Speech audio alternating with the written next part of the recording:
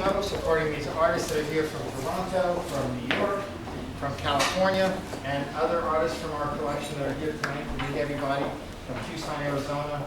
We appreciate your support in supporting our gallery. Thank you very much. It's been 14 months and a lot of fun here, and believe me, lots more to come.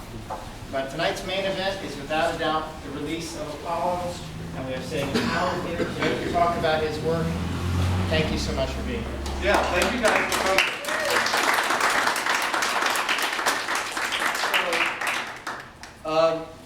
This is the culmination of 12 years, and I started doing figurative art 28 years ago. I was 19, and there was a moment that I decided that I was wasting my life, which I basically was, and I got to it, and so we are here today. I was really enthralled with the whole concept of how do you make art at the level of the Renaissance and make it modern, you know? How do you make something that's not archaeological? And that's a really interesting thing because art's more than just something beautiful. So this it looks beautiful, but it's transformational. Art changes you in a visceral way when you look at it. And so what I've done with Apollo is I've taken something that's very dear to me, that's Italy, and the energy that Italy has, because I grew up there. And I also grew up in New York City. And so in the 60s and 70s as a kid, you had to think for yourself, you know? It was a different atmosphere. And I was with my parents, and we would go to the Vietnam War marches, and there were all these hippies, and I was like, this is really strange. But it had a huge effect on me, because it made me not think within the box, not think like collective consciousness. And it created individual consciousness. So I began thinking, how can I do this? And I didn't think too much about the how, I just said, I'm going to do this. So what I accomplished, and I sat in front of this piece when I got it back from the foundry, I was kind of shocked that I'd done this. You know, because you're with it all the time. You know, I sculpt a lot, almost every day. And after 28 years, 40,000 hours of working for life, you have kind of this kind of like, oh, well, that's what I do. I brush my teeth, I sculpt for new people. And so when I saw this piece in metal for the first time, I was like, holy shit, I did it. I really did it. I brought the Renaissance level art back to today, except it's talking about us today. This is not something that's archaeological, and that's what makes it really important. Okay? So, with the fear of being a little bit didactic, please forgive me, but I want to talk to you about what I feel art should be about. In my opinion, you can disregard it, but I'm on my soapbox, so I'm going to use it. Art's very important. And after World War I, you had this movement where modern art kind of broke all these barriers. And it was important at that moment because art needed to shock people. It needed to get people to look, to be involved. And now we're in a new place. Modern art became kind of rudimentary. It lost its shock value.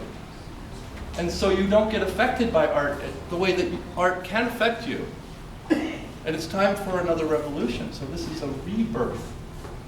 And art's not linear. Art's cyclical. It comes from many periods. And those periods are recreated, recreated, recreated. So you have many levels of classical art. You have many levels of abstraction. The interesting thing is, figurative art is extremely abstract when it's done at a very high level. When I go on Craigslist and I field applicants, I get like 40 girls that come in or 40 guys. And I pick the ones that I want to use to make my art, and I use 2 or 3 people, even up to 7 or 8 from the Aphrodite. And I put them all together to create a body type that tells a story. And that story is individual and unique to my own experience, but it's universal, so all of you guys can understand it. So it's not just for me, it's for you. Art is for service of community. It's to teach people and to give them a higher level of existence. And so my mission is to change the direction of art in a historical fashion. And it's to bring back the whole concept of art spirit. And that's one of the reasons I'm here with Howard. Because Howard has a vision about what art should be. He's very motivated, and the art that's in this room is not ordinary art. It talks about metaphysical, energetic stuff that deals with more than just a pretty picture. So what's Apollo about? Okay? This is not just some other god, you know? It's something else. Apollo is about man at his utmost potentiality, what he can be. It's not what you are. It's not realistic art. It's a translation of reality into sculptural form. Okay?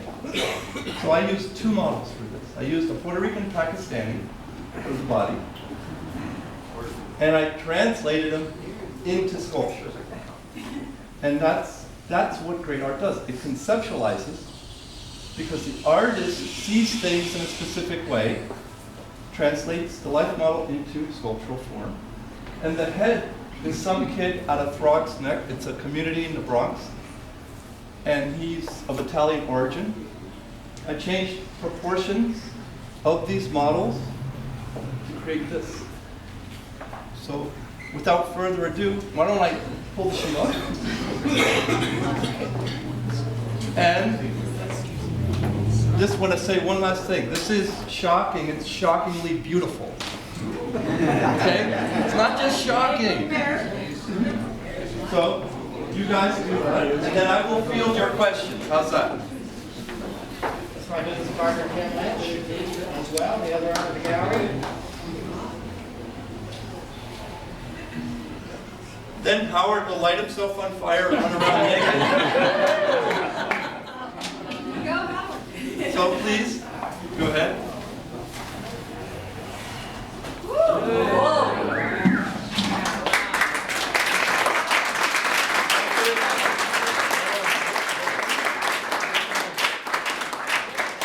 I'll just talk for 2 more minutes, and then you guys can ask me questions if you want to.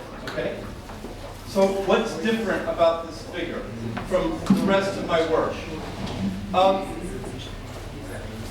I'm finally getting it. I'm finally getting how to do this. It took me a while. It took me 28 years to get here. So the pose is a story. What does Apollo represent in the pose? Because it's a visual narrative. It's not a written narrative. So I'm saying, okay, I'm making visual art, so I got to tell you a story visually, not conceptually on paper. Okay?